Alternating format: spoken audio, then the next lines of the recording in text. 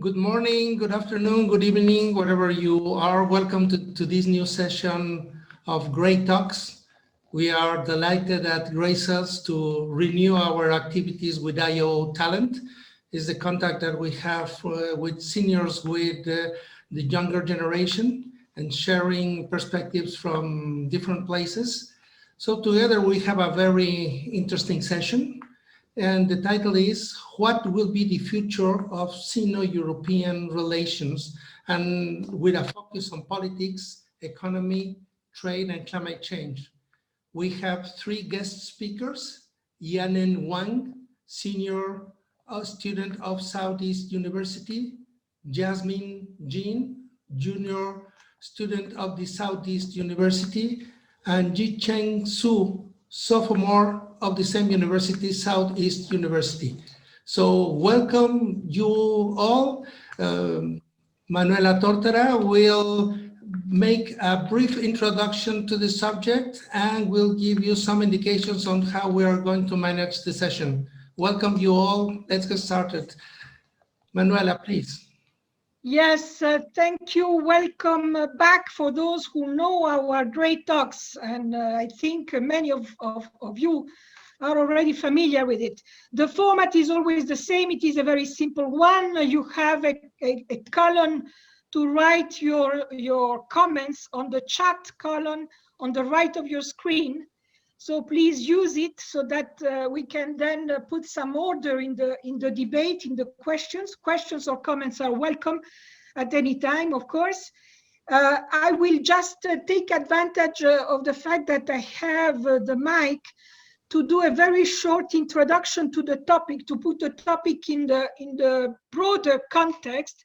And for that, I will try, if I manage to do it, to share my screen. It's a very short presentation introduction, which is this one. Can you see it?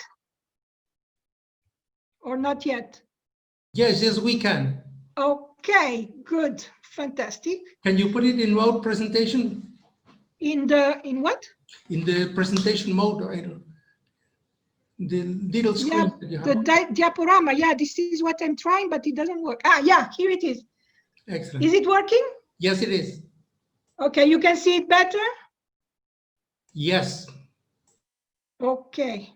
So, no, it's just a few comments. More than a few comments, in fact, is to put on the table, or rather on the screen in this case, a few key issues that allow to better understand what happened on 14 September 2020, so 2 weeks ago, in the 22nd European Union-China Summit. 22nd, but this one was a particularly important summit.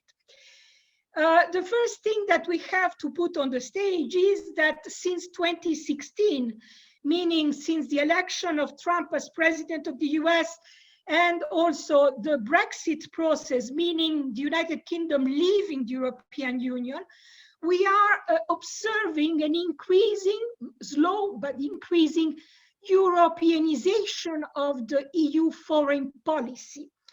That means that we are observing a growing break in what used to be what we call the transatlantic commitment between the US and European Union. And the commitment was based since the end of World War II and the creation of the European Union in 1957 was based on the shared values, liberal values from the economic perspective, and the shared values also of multilateralism and global rules-based international system. This process of breaking this transatlantic commitment, which is a gradual one, of course, also is leading gradually to a sort of consolidation of a more visible EU, European Union identity and goals, and also a more coordinated, if not really common, EU foreign policy at the international level.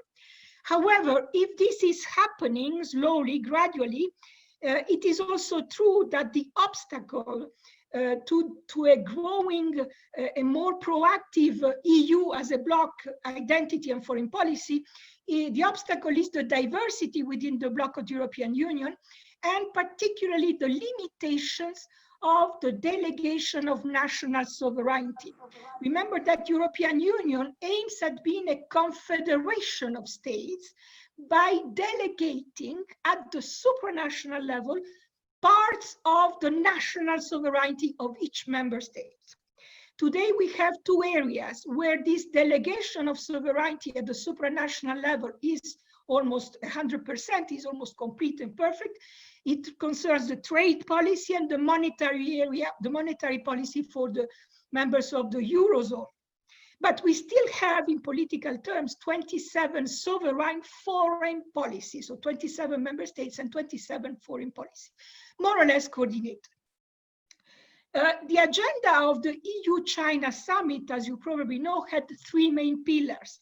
The first pillar was human rights, the second one, the economic and trade interests and goals and issues, and the third one, environment and climate change.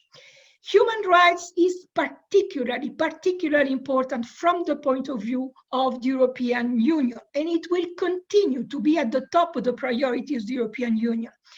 Why? Because human rights really represent the core, the fundamental value of the European Union since the beginning of its history in 1957 and during the whole process of construction of the European Union. So human rights is almost a religion, if I may say so, from the European perspective. And that this does not only apply to the relationship between the EU and China, but also with other countries, as we are seeing these days with what is happening in Belarus. So human rights will continue to be there at the top of the agenda of the European Union. It will not go away. You may say that this is an arrogant position, it is an interference in domestic affairs, maybe, but the fact is that it's there and it will stay there. However, this importance given to human rights from the political point of view of the EU foreign policy has also to be balanced or compared with a very strong European Union purely economic, pragmatic interests for some member states of the European Union more than others, of course. And then sometimes in history, depends on circumstances, these economic interests or pressures may overcome the common political concerns around human rights and other issues. More or less keeping the distance, we can say that is a similar situation as compared to what we had in 2001 when China joined the WTO.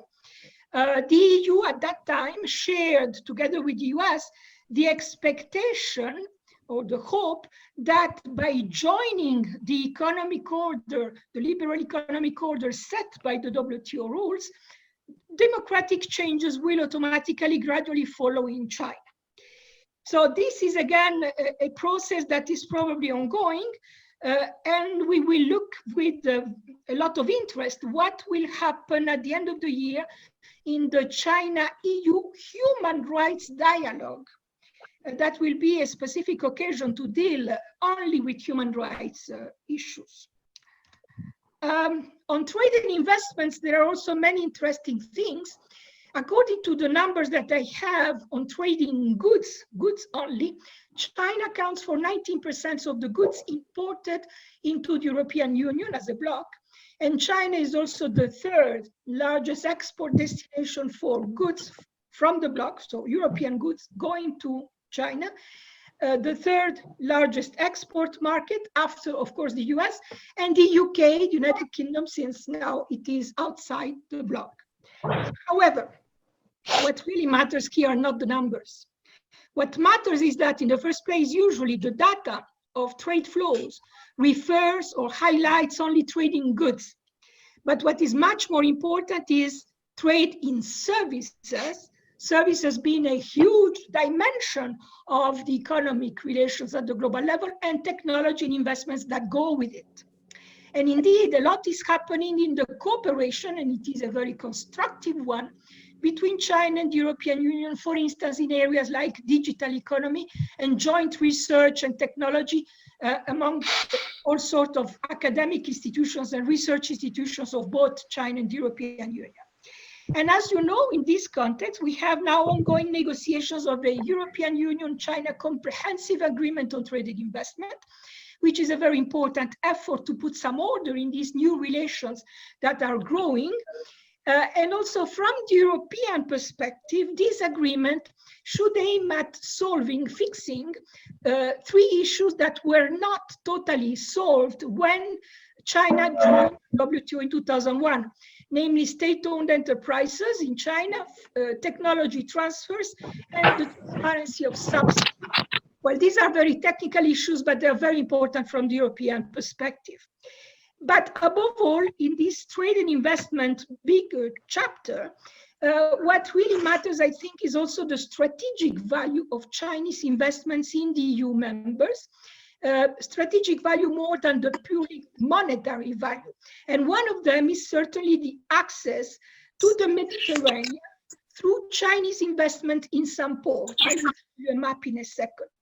And then the last big chapter of the summit was environment and climate change, but this is a relatively easy topic in the EU-China dialogue, is in the sense that both EU and China are committed to the Paris Agreement goals, and even very recently, last week, the recent new commitments announced by the government of China on the reduction of greenhouse emissions are also very good news because they tend to converge with the, to a certain point, with the new European Union Green Deal that was adopted at European level in July.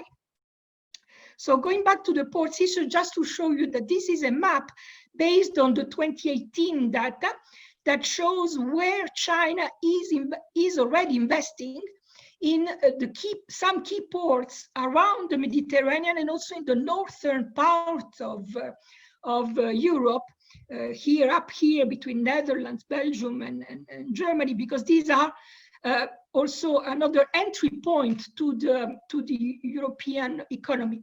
And in blue, you have, for instance, this one or two here in Israel, two ports that are still projects, but the projects are ongoing. And also the last one in this list should be the interest of China in investing in the port of Beirut in Lebanon, further to the explosion of that port 2 months ago.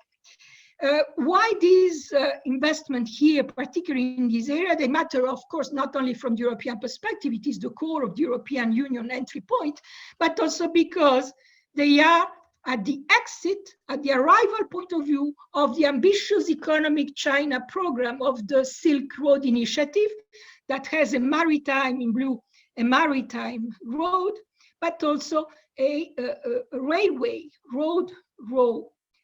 Both of them, of course, converge to the European Union entry points. And I hope that in the future, they are not only meant to be the access from China to the European area, but also two-way street. So the access of the European Union to the Chinese market. So this is work in progress. It is a medium and long-term project, but a very important one. I will stop here. If I manage to go back, yes. And open the floor and give the floor to Xiaonan to probably introduce the three speakers. Of course, just a footnote before I close my mic. What I said, everything that I said were only my very personal views. They do not reflect Graycel's views, and they do not reflect anybody else's views, just my very personal comments. And feel free, of course, to react anytime on them or on the presentations. Sionan, the floor is over for you. Thank you for introduction. And we also have 3 delegates from China. And first one, Tian, second one, Yicheng, and the third one, Jasmine. So Tian, can you open your mic and also the video? And to start your presentation. Yes, maybe you can also introduce yourself more. Yes, we can hear you. Screen.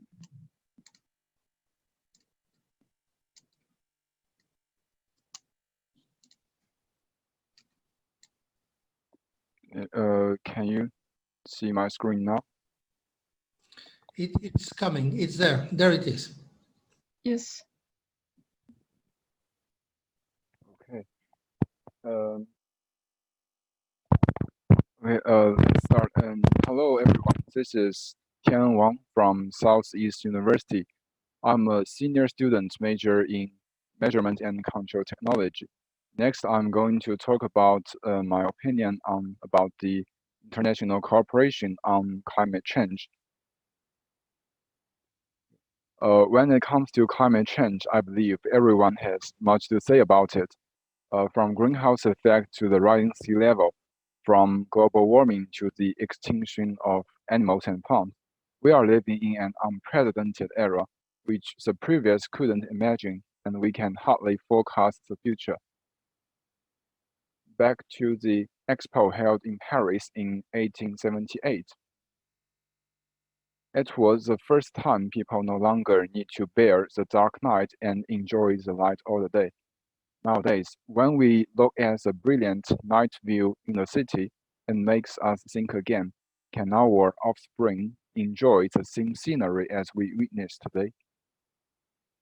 There is no denying that people has been making efforts on environment protection.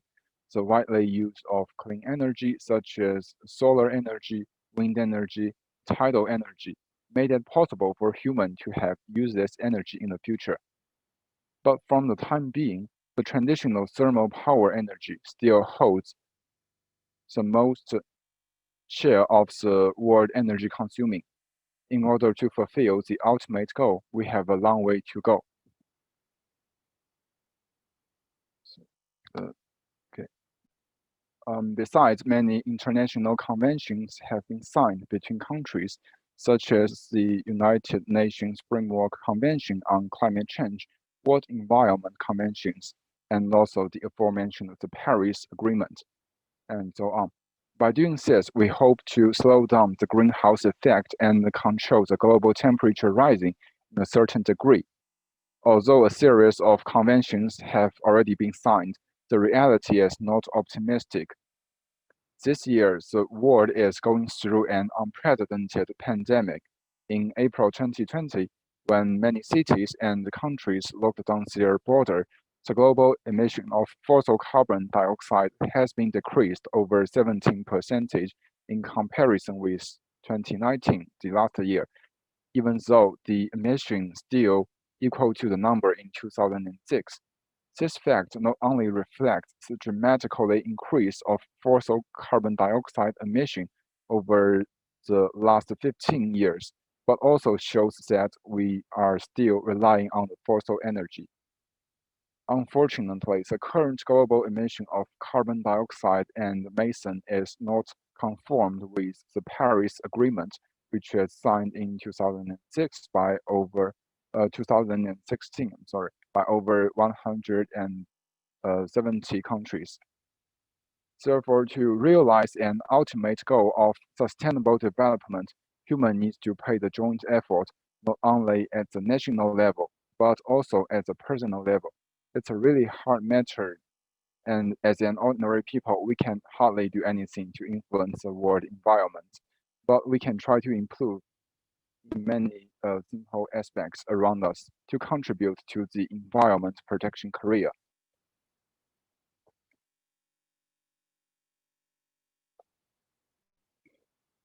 Okay. On many Chinese campuses, students would buy the takeaway every day. Probably China has the most developed takeaway service on the world. On one hand, it offered job opportunities to many people.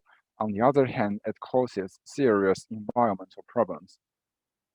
Many takeaways would use delicate packaging, including disposable paper bags, plastic bags, and disposable cutlery like spoons and chopsticks. Sometimes the restaurant would use a big box, even if there is only a little food. Although I don't know how much of the material used in making this packaging will eventually be recycled or will not harm the environment, but I think it's going to have a long-term influence. However, what I have seen may be only the tip of the iceberg. These pollutions in our daily lives are those caused in industry. Wasted water discharged from various kinds of factories will have a long-term impact on air and water quality. My hometown is Shanghai, where there is a river called Suzhou River. My parents used to say that when they were young, the water in that river was almost black, and there were many garbage and bodies of fish floating on it. It smells really bad at the time. But now, after the government's regulation, factories along the river no longer discharge wasted water into the river, and the water quality of the river has been improved significantly. Tourists come to here again. This example proves that the government play a certain role in the management of the environment. However, this is only in Shanghai, an international metropolis. There are more small towns and villages where people depend on some factory production for their living. If you want to solve the pollution problem, you may invest more than the original income. Therefore, in these areas, industrial pollution is still a difficult problem to solve. This phenomenon may be more serious in some developing countries, in which mainly depends on secondary industries, the manufacturing, for their living. However, there are less manufacturing factories in the developed countries, and they moved the main production line to the developing countries. At the macro level, this is the reason why some small towns in Europe have a better environment, but we can hardly find one in some Southeast Asia countries. The current situation is not formed in one day. Countries in Europe have also experienced such crisis before. London was once called the city of fog because at that time the government does not pay attention to the prevention of pollution, only concerned about the industrial development. It finally harms the environment and human health. We are standing on such a historical stage and have a responsibility to work for the better life of our future generations.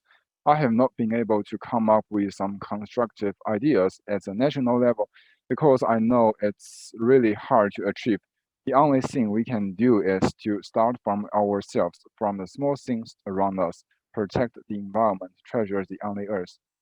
That's the end of my speech. Thanks for your listening.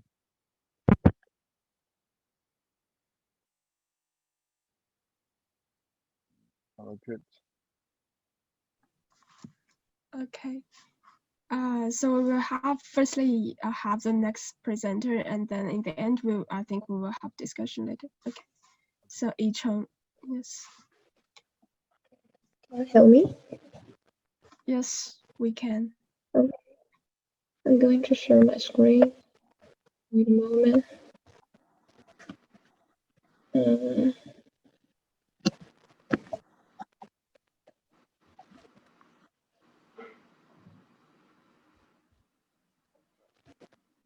Can you see my screen now?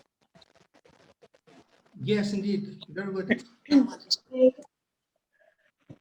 Good evening. I'm Yicheng Zhou, currently a sophomore at Southeast University, and my major is Japanese. Today I focused on Sino-European economic and trade cooperation in post-pandemic era, and just present some of my own personal views. Okay, now let's begin.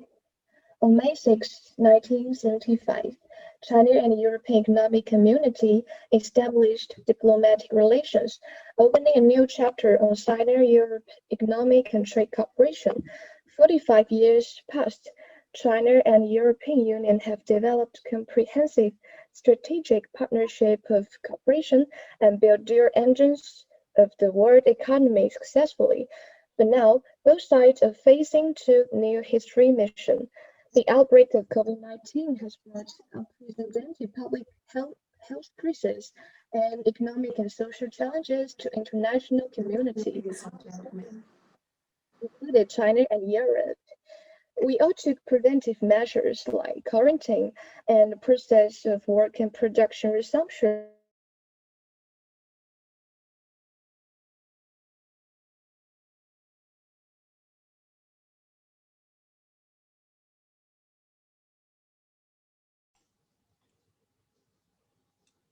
I'm not hearing.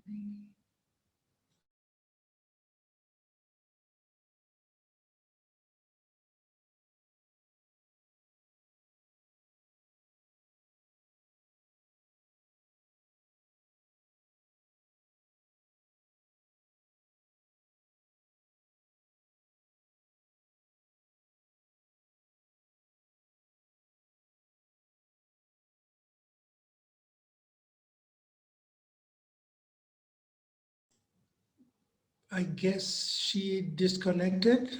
Possibly she will connect back. No problem. We're going to edit all this.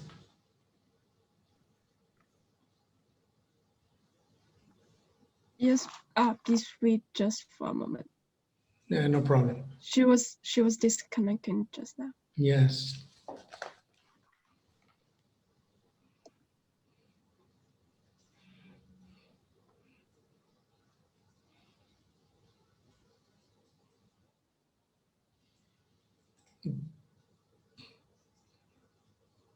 There she is back. Not yet, I think.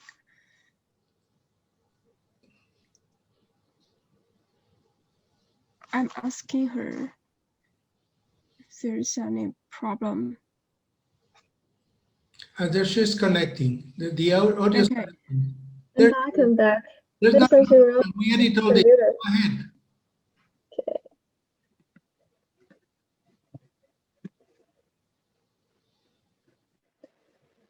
And I'm going to continue my speech now. Yes, please, please. So you know that this year bilateral trade between China and Europe witnessed significant decline, and the industry and supply chain also got hurt. Sino-European trade has been affected by COVID-19 a lot in a year which was supposed to be rapidly developed. Well, severe situations real good at thinking that how can we recover from the impacts resulted by COVID-19 and strengthen cooperation in post-pandemic era. And now please take a look at this picture. Well, on March 28, carrying 35 containers of control and prevention materials or manufactured in the central Chinese province of Hubei, a freight train from Wuhan, the provincial capital, headed for the German city of Duisburg, a logistics hub in Central Europe, before carrying to Hamburg. This departure represented the China-Europe freight train resumed operation since the pandemic prevention and control began, and the original mode of transportation to Europe was container ships, but now the products need to be delivered as quickly as possible, said by the Deputy General Manager of COSCO Shipping Lines. It only took 10 days to transport the goods from Hubei to Germany. The spread of COVID-19 has incurred global traffic restrictions, as transportation is restricted at harbors and airports. China-Europe freight trains have carried supplies such as masks, protective suits, and ventilators to many countries. In addition to making a contribution that underpins the coronavirus battle, the rail connection between China and Europe has brought momentum to the resumption of economic activities across Eurasia by stabilizing trading activities and supply chains. Amid efforts to expand common interests in China-EU cooperation, the China-Europe Rail Transport Service, which was initiated in 2011, is expected to play an increasingly important role in the post-pandemic era. Railway transport functions as visible connection between China and Europe. Other economic activities like China-Europe Investment Agreement and Digital Partnership also connect us closely. For China, promoting multilateral and bilateral free trade is a major task. China attaches great importance to economic and trade cooperation with the EU in the post-pandemic era, and accordingly, it has been trying to finalize the China-EU Investment Agreement. Well, when it comes to digital area, strategically, China and the EU have agreed to combine their digitization processes and exploit the complementarities of each other's competitive advantages. innovative technology in Europe, and a huge market in China. Despite the fact that the pandemic brought many barriers to Sino-Europe economic and trade cooperation, many new growth areas and shared interests also come into existence. When President Xi Jinping met via video link with President of the European Council Charles Michel and President of the European Commission Ursula von der Leyen on June 22, since the COVID-19 outbreak, China and the European Union have supported and helped each other, she said, noting that China is willing to join hands with the European side to push for a more stable and a mature relationship in the post-pandemic era and lift their ties to new height. Well, at last, I really hope that both sides can continuously enhance mutual understanding and trust, expand common interests in cooperation, and solve difficult problems in development, and finally succeed in building a China-EU comprehensive strategic partnership with more global influence. And that's all for my speech. Thank you.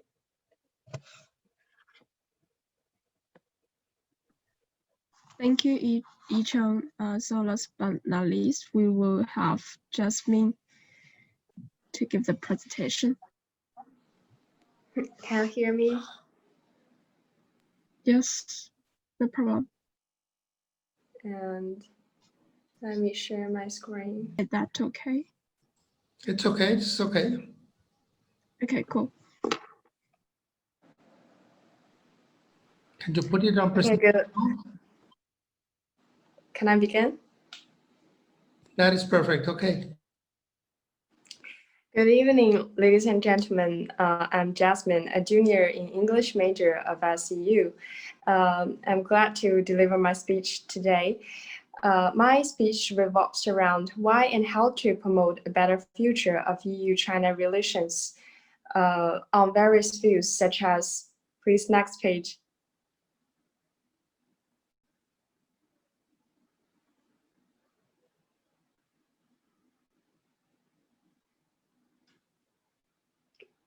Can you change to the next page, please? I've already changed. Can you see it? You can now see the next page.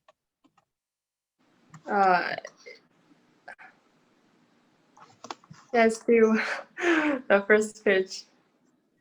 Let me see.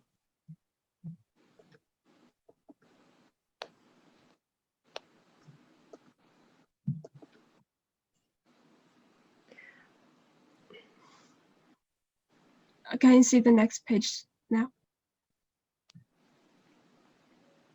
Yeah, on various fields such as the human rights, trade, and the reactions against the COVID-19 pandemic and so on. And please, next page.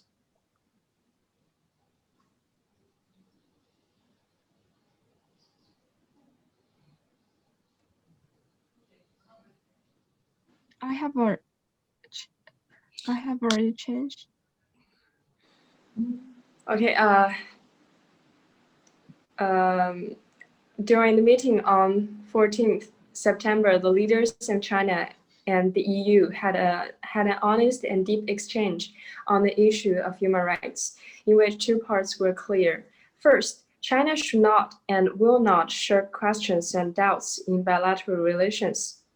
Even if these issues involve some internal affairs, it's understandable that there are misunderstandings. However, on the one hand, the Chinese side will firmly reject any foreign countries interfere in our internal affairs. On the other hand, as a partner, China should and will still try its best to explain the relevant policies and facts in a sincere and frank manner, and strive to make European partners better understand China's development strategy and policies through communication. We hope the EU do not imitate British practice to use Xinjiang-related, Hong Kong-related issues or other Chinese internal affairs to discredit China. It's next page, thanks. It's our hope that European countries will not believe the rumors or the deceptive words or anti-China organizations and politicians. We urge governments of European countries to view the progress and achievements in China from a comprehensive and objective perspective, not to make irresponsible remarks on China's internal affairs. We also hope that European media would discard any arrogance and prejudice, report and cover us in an objective and fair manner so as to help the public to see the real China. And next page, thanks. People of all ethnic groups in China are leading a secure and contented life, getting along with each other in harmony and enjoying full rights to life and development. The freedom of religious belief and normal.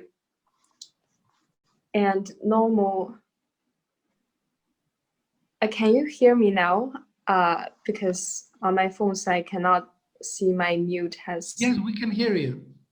Oh, okay, thanks. Their freedom of religious belief and normal religious activities are protected by law. Rumors will not rid of China's progress in safeguarding human rights. Attempts to disrupt China's development and prosperity will never succeed. Second, as President Xi pointed out, there is no universally applicable human rights development path in the world, which is closely related to its own historical and cultural background. There is no best way of protecting human rights, but there are better ways that suit different countries' realities. European and American countries also have human rights problems, but we always believe that all countries should first manage their own affairs well. At the same time, we also believe that the European side can solve their own problems in a sound way. It's worth noting that President Xi stressed that there's no conflict among civilizations, but it entails us to appreciate the beauty of all civilizations. In fact, there is no exactly the same political system model. Different civilizations and cultures have every reason to coexist in harmony. I think this is a principle that China and the EU, as two major civilizations, should uphold in their cooperation. Next page, thanks. It's worth mentioning that the recent survey conducted in Germany shows that China's reputation has improved significantly in European countries. According to a survey commissioned by the Cabell Foundation in May, 36% of German citizens believe that 36% of German citizens believe that the relationship with China is more important than that with the United States, an increase of 12% points compared with last September. This is especially true among the 18 to 34-year-old adults. 46% of respondents said their relationship with China was more important than that with the US, which represents a positive sign for our future cooperation. Please turn to the next page, thanks.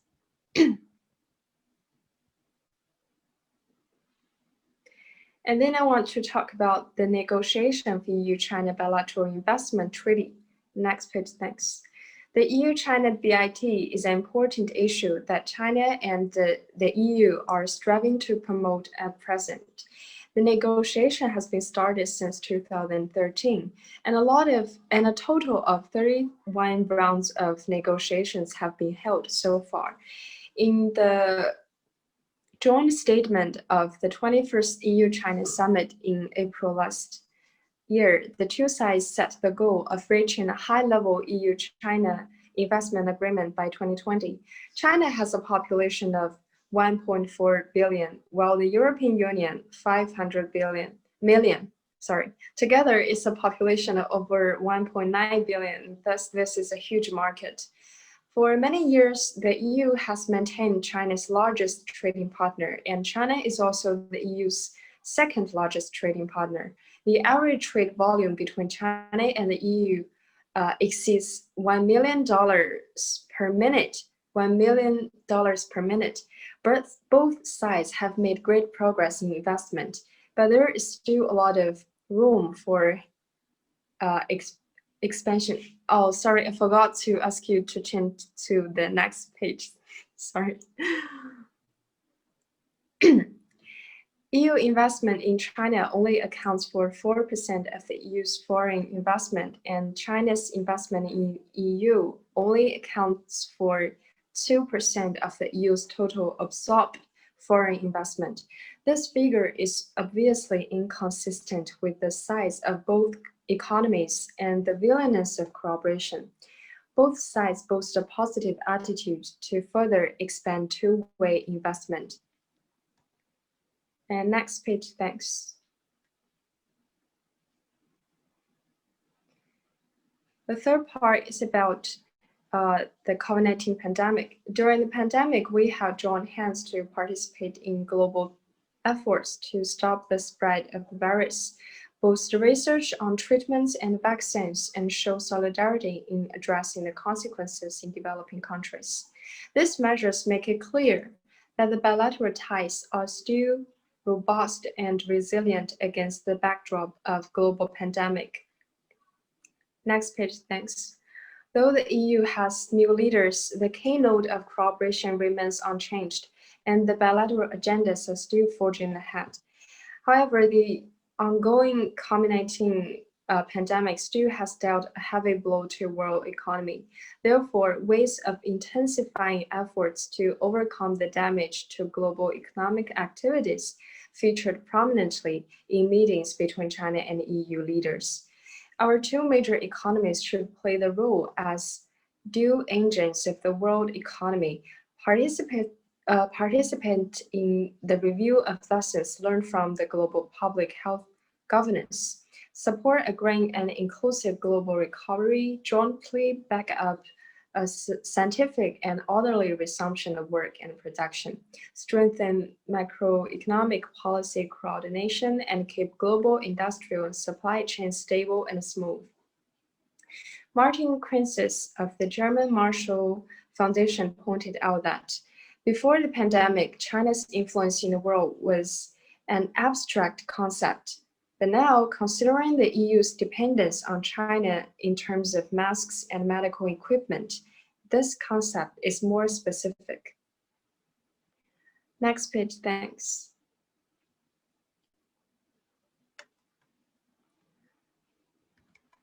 Then I want to talk about how do we see each other. Before talking about this subject, I want to first mention Britain. Britain, which has exited the EU, has a worse relationship with China. With the US as the biggest hurdle, the UK and US are identical in terms of identity and have strong cultural ties.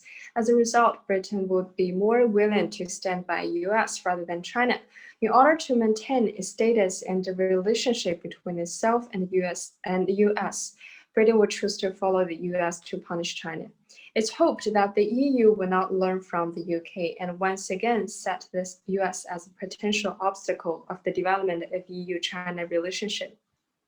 From China's point of view, next page, thanks. Its willingness to commit itself to developing partnership with the EU remains unchanged. China has always regarded the EU as a partner and is committed to developing healthy and stable EU-China relation. From European perspective, Germany's Le Monde website said that earlier this month, German Foreign Minister Maas said at a press conference with Chinese Foreign Minister Wang in Berlin, "It's very important for me to convey that we Europeans want to maintain good relations with China on the basis of equality and mutual respect." In addition, he also mentioned, "We Europeans do not want to be playthings between China and the US. We hope to solve the problem through dialogue." Yes, for the EU, China has always been an opportunity rather than a threat, an increase rather than a reduction, a solution rather than a challenge. Next page, thanks.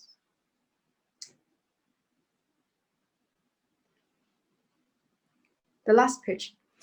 At last, admittedly, China and the EU differ in history, culture, social system, and development stage. It's natural that we do not always see eye to eye, but we should uphold the principle that is, see common ground despite differences. Over the past decades, China and the EU have gone beyond ideological differences to achieve continuous progress in their bilateral relationship. Today, this relationship has been more substantial and profound. It's not a relationship between rivals, where one side's gain is the other's loss. Still less is it a relationship of either or that exists between hostile states.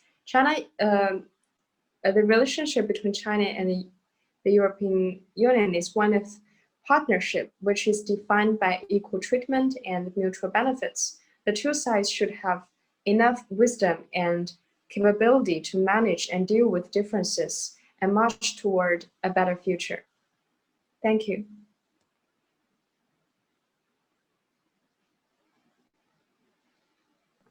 Thank you, Jasmine. So this is all from the presenters. I give the floor back to Manuela. Thank you, Sionan. Thank you for all the presentations. Very interesting. I think they opened the door to a good discussion. And I already have an interesting question that was raised by Geshe from our Brussels front regarding the overall tensions or differences between the EU perspective and the Chinese perspective, and what she calls systemic differences. I would like to call them also cultural differences on the political front. Basically, the European systems at the national and European level are based and focused on individual rights, individual human rights. Right to health, right to a healthy environment, clean air, free expression, freedom of press, religious freedom, of course, and so on. Everything is defined around the individual, while in the Chinese system, the overall approach is on state management, security management, minimizing the importance of the individual rights approach, which is the main feature of the European approach. And she also mentioned as an example that probably you're not very familiar with in China, which is the Swiss vote, upcoming Swiss vote on responsible international enterprises, meaning that in Switzerland, voters will have an opportunity to say what they think about international globalized enterprises and their behavior at the European market and the repercussions at the individual rights level. Well, anyway, all this shows a difference in the systemic approaches between what is human rights in the European Union based on the individual and what is the Chinese overall approach based on the state management of that issue. So Geshe thinks that we are not talking about interference in domestic affairs. Here is much more than that. It's really two different approaches of the issue of human rights. So I just raised the question to all the presenters, not only to the last one, or anybody else who would like to comment and elaborate on that. The floor is open.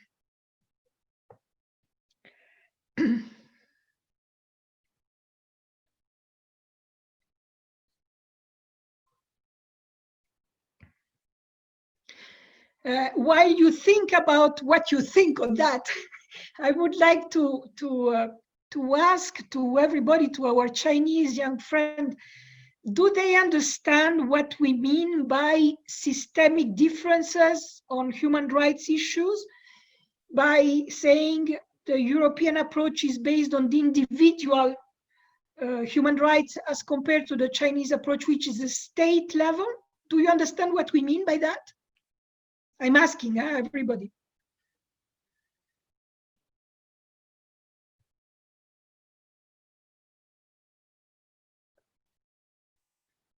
Am I referring to cultural relativism? I don't know what cultural relativism is. I'm talking about human rights. What is cultural relativism? I don't know. If you could elaborate, maybe a little bit, is Lepai Wang?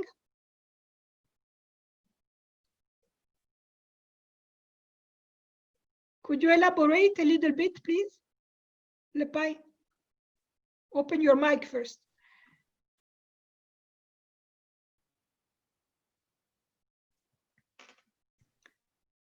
Yes, please directly open the mic.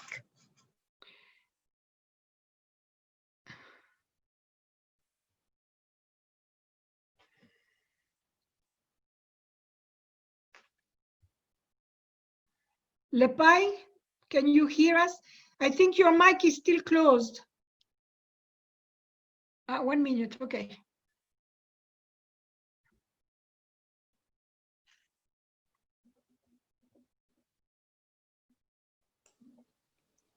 I can try to open it myself. Who is? Yes, please do. Let me check. It seems that Zoom is very slow today.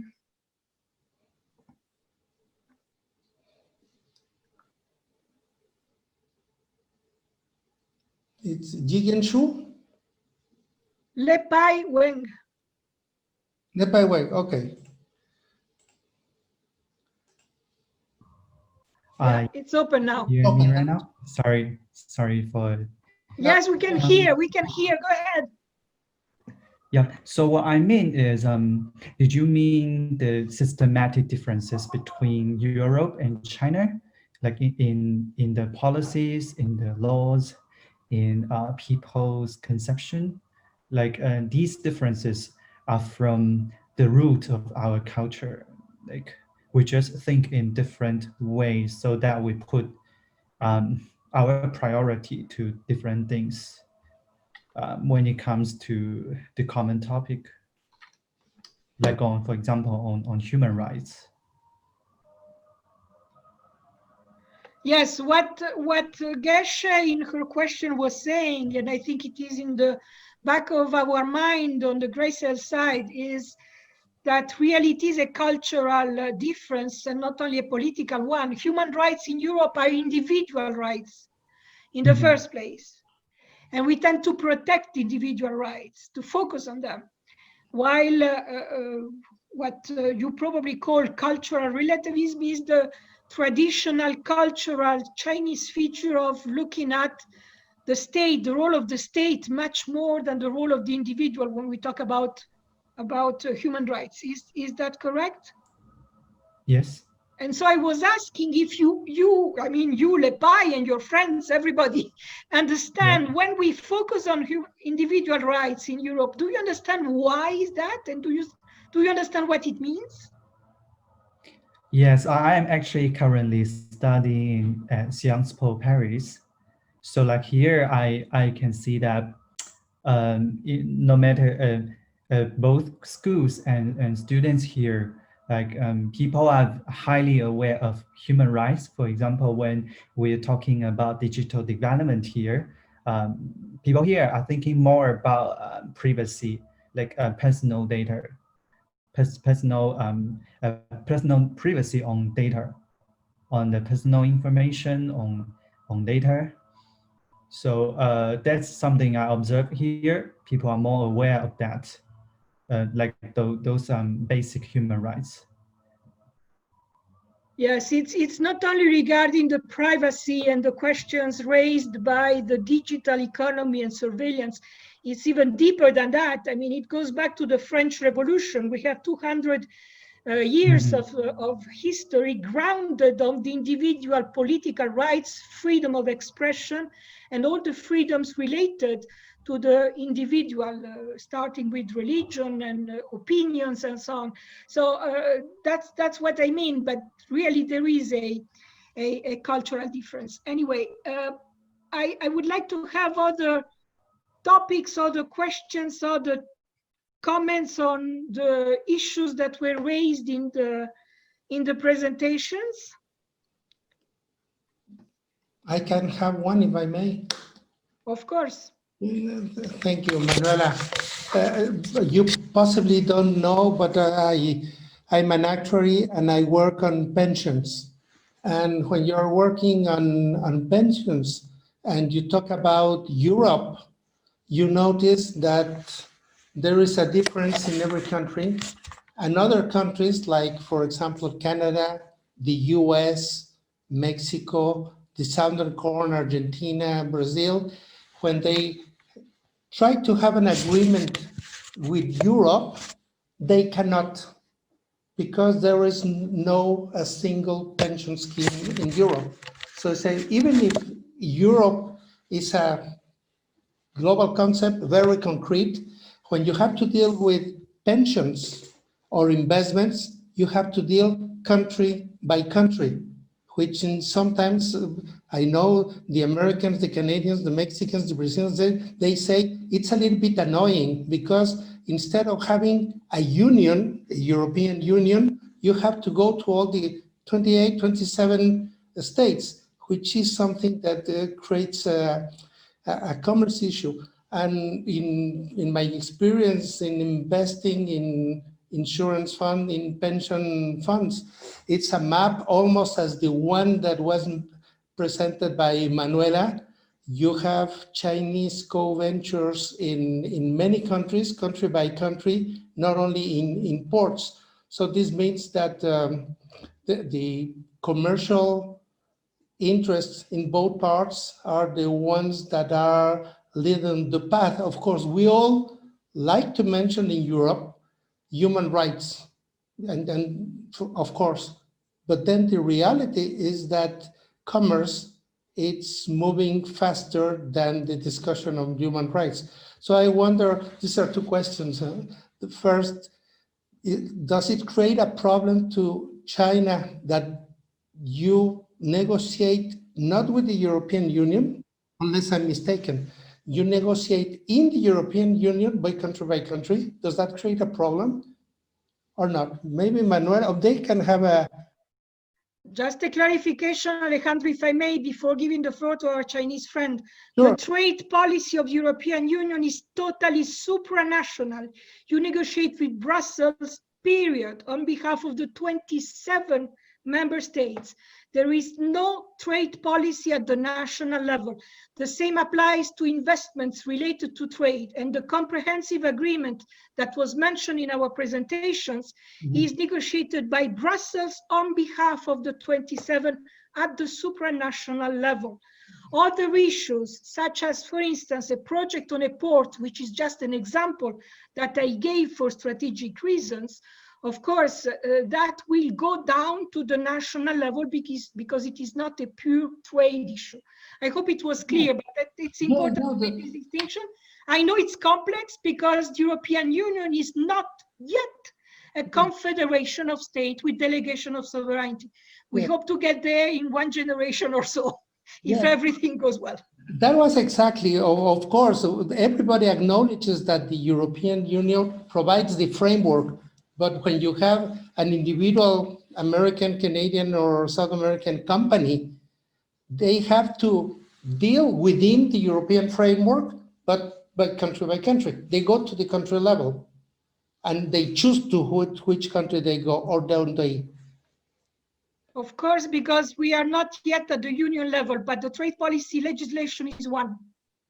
Yes. That's the thing. Isn't that tricky for them? I wonder what their opinion is.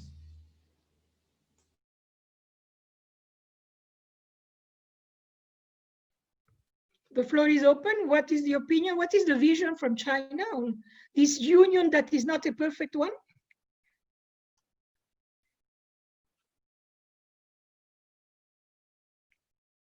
Nobody dares to comment on it. Too complicated.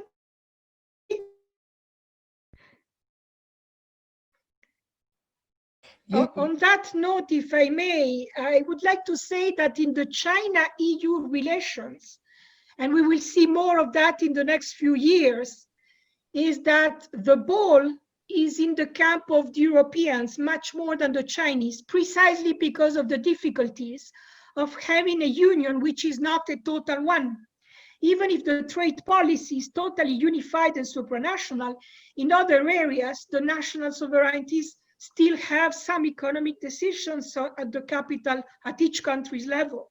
So the ball is in the European camp, and we Europeans, we need to keep it moving, to keep the European project alive, otherwise it will not survive.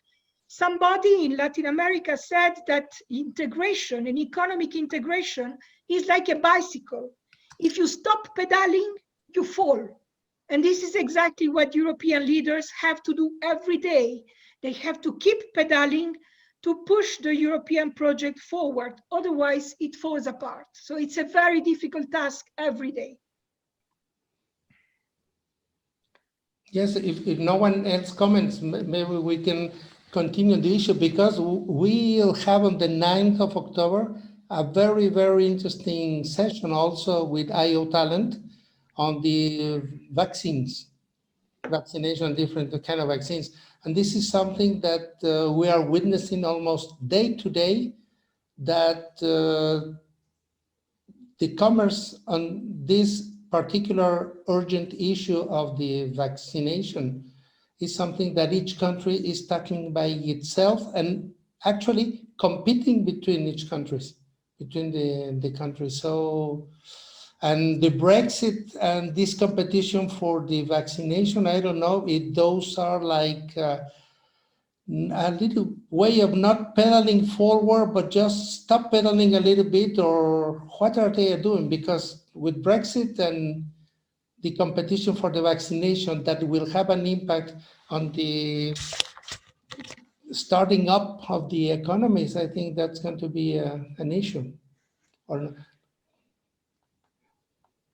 well, if I may again clarify on that, so far at this stage, I mean today, yeah, it may change tomorrow, but until today, there is a very clear position flagged by the Council of Europe, which is a sort of government of the European Union, by the way, directly elected by European voters. The position of the European Council and European Commission, that is the executive branch of it, is that European Union will finance, is already financing the global facility put together by the WHO, which is called COVAX, so that the vaccine, as soon as it is out, available, will be shared on an equitable basis among all countries, particularly helping the poorest countries to have access to the vaccine. These are the kind of multilateral mechanisms that really are important from the European perspective. UK, by the way, even if the United Kingdom left the European Union, where it's leaving actually, is already committed also to support this multilateral vaccine operation that we will examine in the next Great Talk. Just to flag that issue. So this is the situation.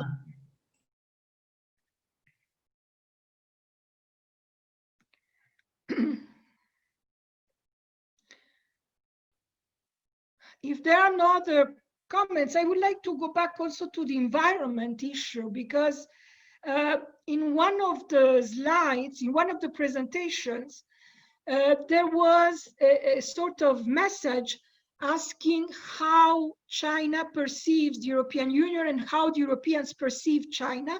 And on environment in general, the image at the level of the general public opinion, the media, is that China is not a good, has not a very good result in terms of reducing carbon emissions and so on, even if the very recent efforts are being recognized more and more.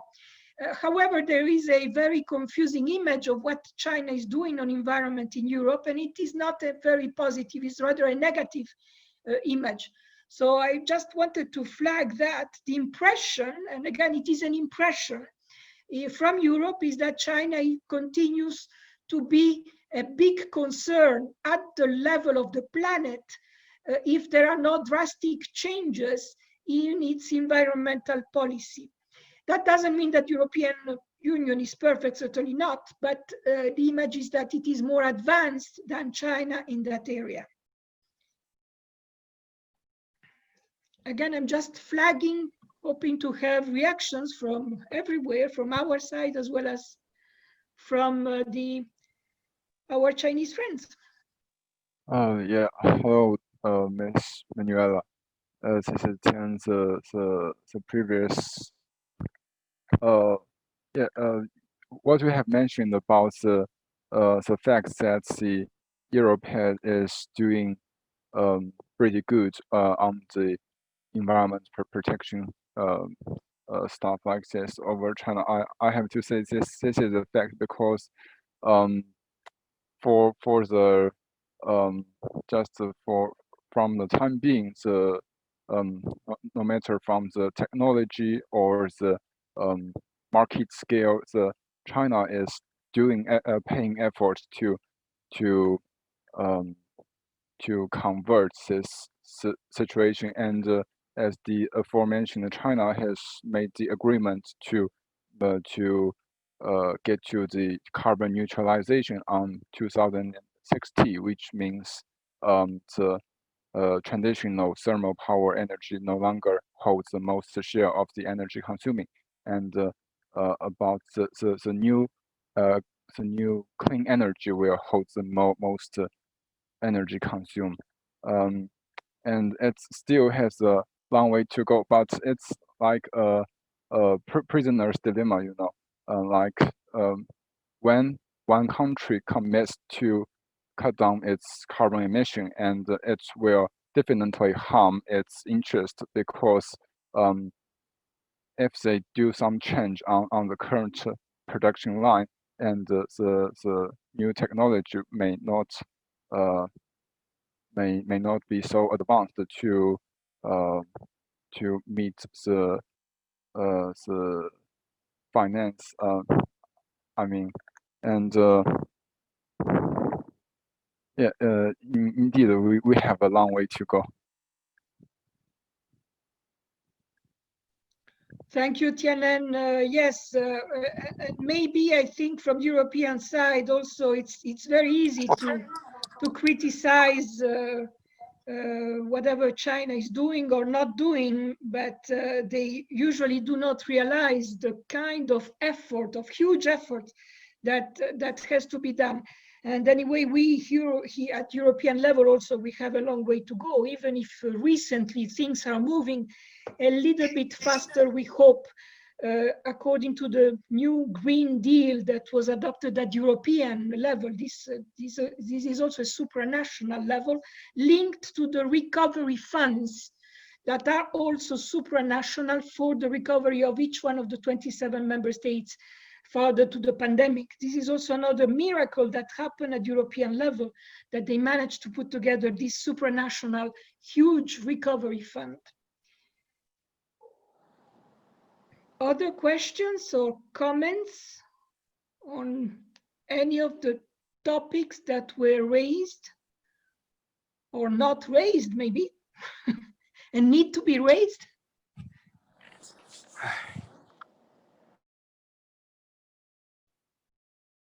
I feel you are all very shy today. I don't know what happens.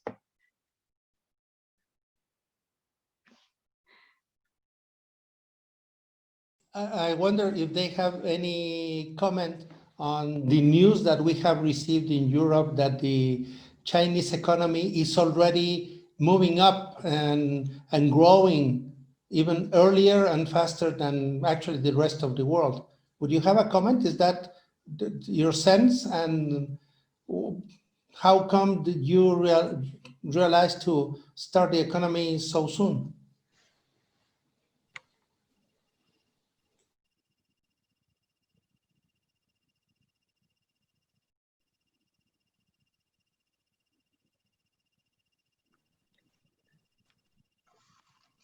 Maybe the rest of the presenters, you could comment on that.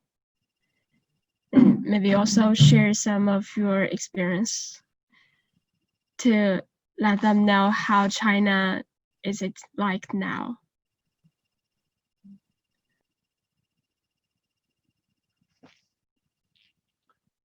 Hello, can you hear me? Now living in China, that you came back to something like business as usual? It's life and economy as just as before the pandemic?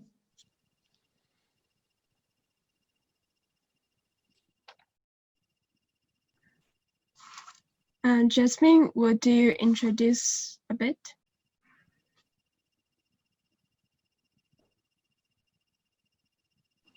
I'm sorry, I don't know much about this issue.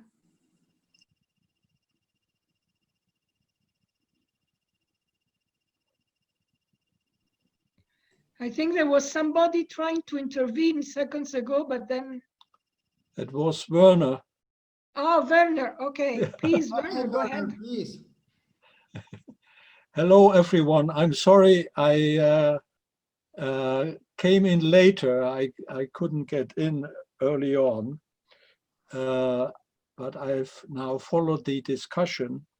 May I come back to the issue on the environment?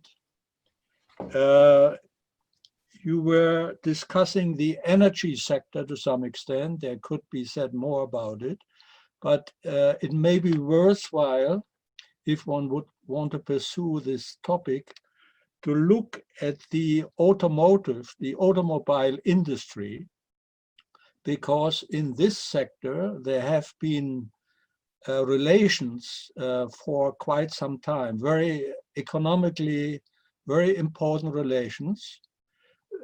China has been for quite some time a very important supplier of components and parts. And as far as I know, there have been new plans to intensify the relations of the big producers and suppliers to go on and look forward, especially with regard to the electrical cars. So make it short, my proposal is, if one wants to discuss this further, the automobile industry would be a sector worthwhile looking at. Thank you.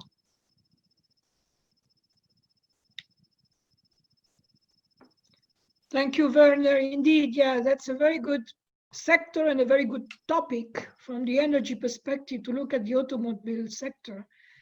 Any comment on that, on any input, any information that you may have and you would like to share with us on that? Yes, Mr. Werner, do you mean the like the traditional fossil fuel and the automobile use the fossil fuel energy, or the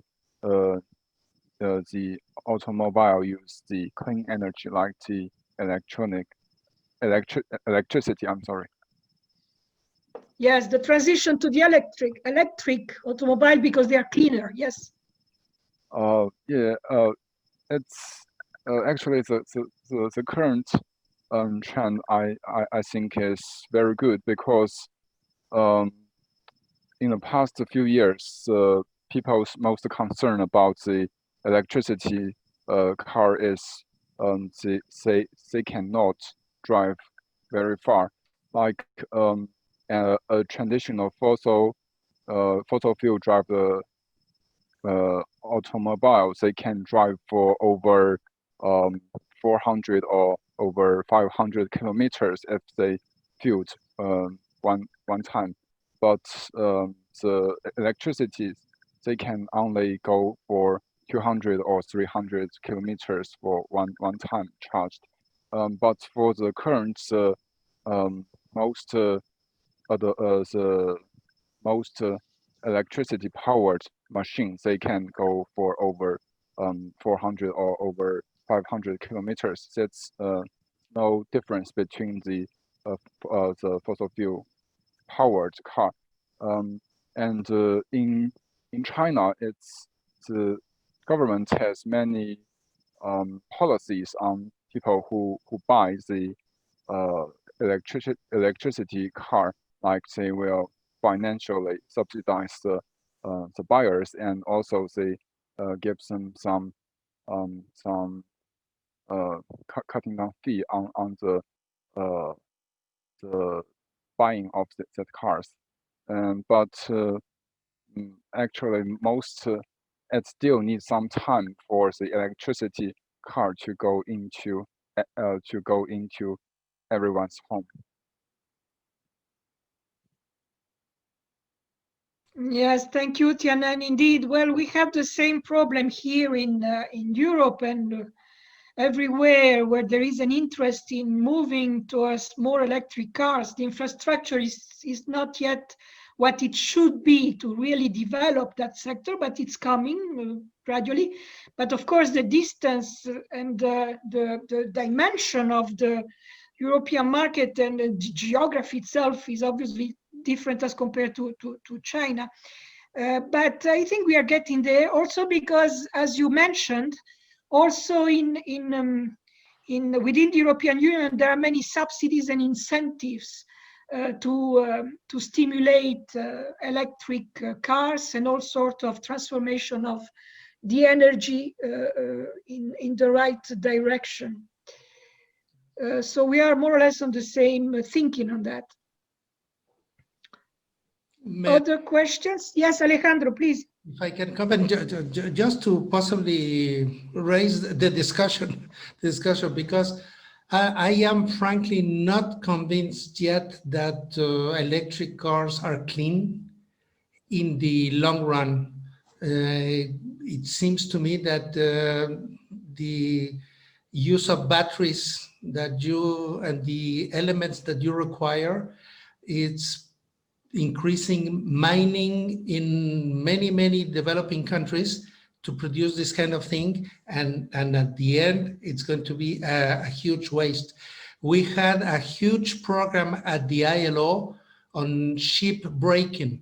Ships that move 90% of the world commerce have a life. They live 10, 15, 25 years. And then the problem is when ships get old, where do you put them?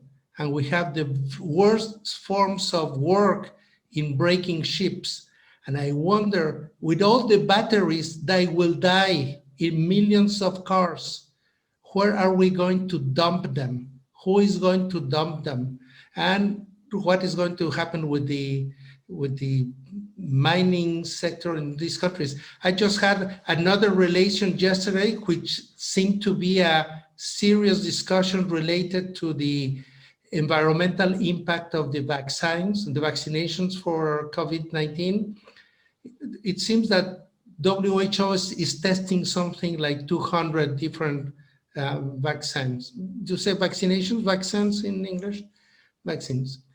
And it seems that 4 of them, only 4, it's not too much, but 4 of them rely in an element that is produced by sharks in their liver. So the very serious discussion I heard yesterday is that if any of these 4 vaccines will be chosen, that would imply killing something like 500,000 sharks to get the elements that they need from their liver. So I think there is a huge difference between the short, the medium, and the long term in this evaluation. And I understand, I come from a time when smoking and drinking had publicity in television and in movies and on the streets. And then we discovered later that it was not that good. And I wonder if we will discover, or my grandchildren will discover in 40 years, that electric cars as we are doing them now are a mistake. So I'm a little bit pessimistic, but I don't know if anybody shares this or not. I certainly share. That's why I think I do not have a car in the first place. And now I know why I don't have a car. But yes, indeed, we will certainly discover that very, very quickly as soon as it becomes a massive consumption. We are not yet there, but we are getting there, yes, gradually. Well, we are getting a little bit outside the topic of the EU-China relations. Well, not really totally outside, but certainly at the margins of it. So I don't know if there are other comments related to what we just talked, or related to the EU-China dialogue as such, and whatever you would like to share with us as final comments. Werner, I think you would like to comment something, Werner?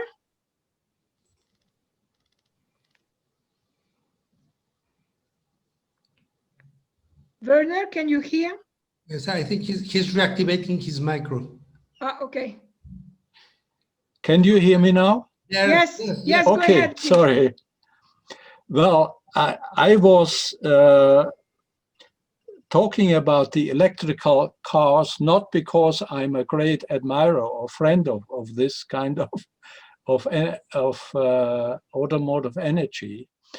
I brought it in because, in fact, the large European producers that I know, they are going in this direction.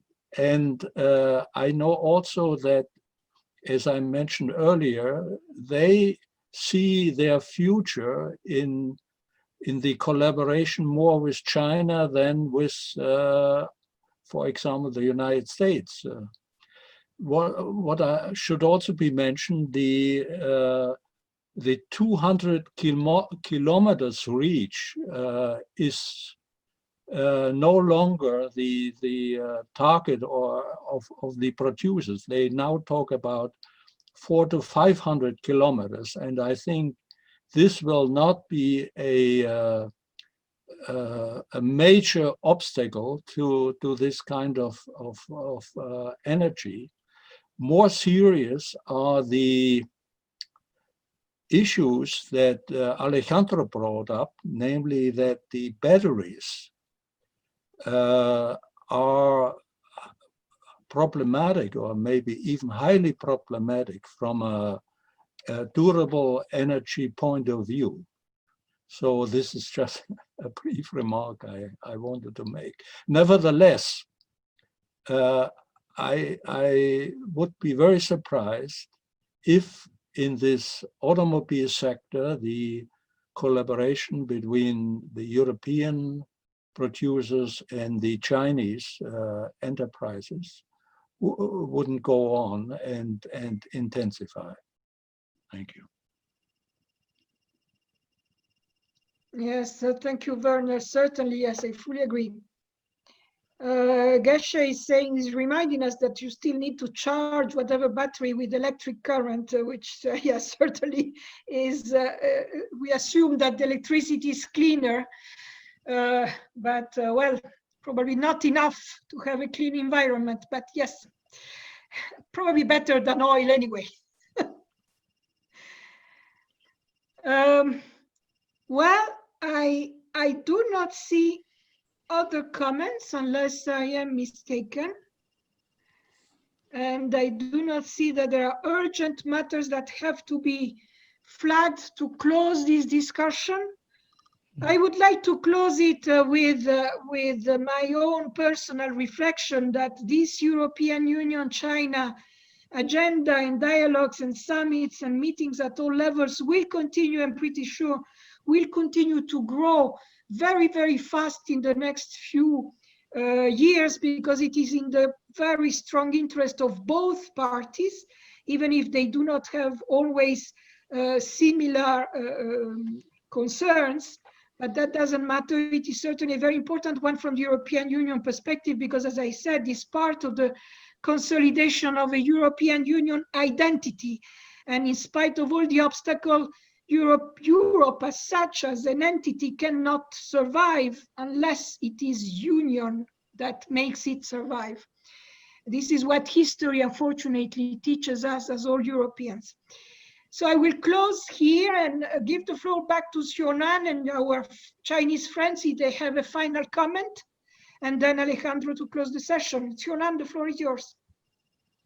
Thank you. I learned a lot, I think, for today, and for our other Chinese friends. I think maybe for the topic of human rights, it can be a little bit hard for us to precisely explain, especially when we didn't have the history of more than 200 years of revolution. So thank you for introducing us.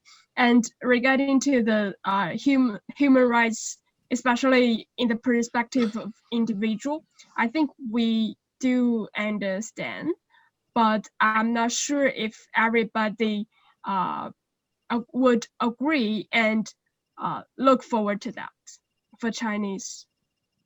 Thank you very much. Well, thank you, Xiaonan, and thank you, Manuela, and all of you participants to the session. I think it was really very, very interesting.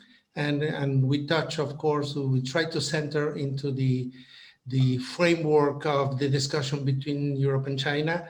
And of course, human rights it's an issue, but it's an issue everywhere. I'm sure that Geshe would have something to say about human rights of refugees. I'm sure that Manuela would have to say something about human rights going on in Venezuela.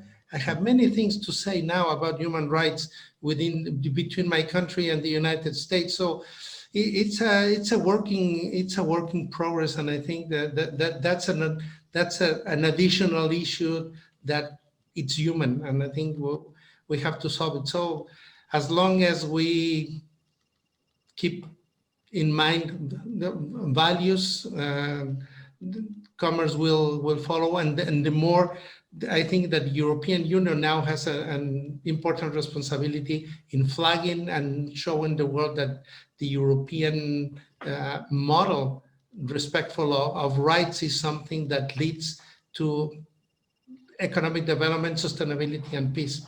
So, well, thank you very much. I think I have too much material to reflect on, and we will continue collaborating with you, IO Talent, and looking forward to meet you all on the 9th of October for our next session. Have a great weekend, all of you. Bye-bye.